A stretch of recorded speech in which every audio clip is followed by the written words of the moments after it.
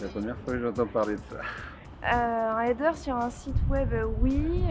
Client-side, je sais pas, c'est côté back-office, une fonctionnalité particulière, je sais pas. Non mais tu peux parler en français. Avec un accent anglais sinon.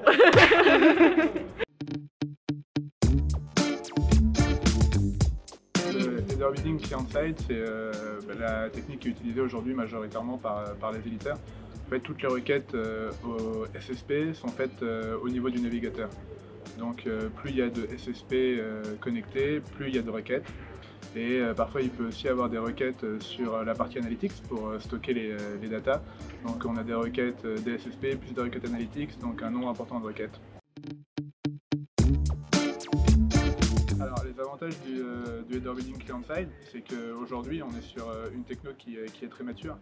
C'est sur cette techno que sont partis du coup les premiers à avoir fait du header bidding avec Prebid.org. Donc aujourd'hui c'est ce qui est majoritairement utilisé par les éditeurs et qui permet du coup au SSP d'être compatible header bidding. Donc c'est une techno qui est mature et qui ne pose pas de problème au niveau des cookies, vu que tout s'effectue au niveau du navigateur, et qui est donc efficient en termes de monétisation.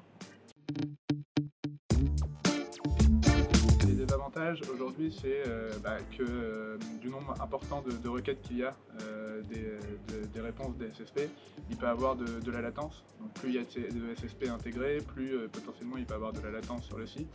Après on sait que le header bidding client-side n'est pas l'avenir, que rapidement le server-side va prendre la place, donc c'est pas une techno qui a aujourd'hui de l'avenir, même si elle est encore beaucoup utilisée aujourd'hui.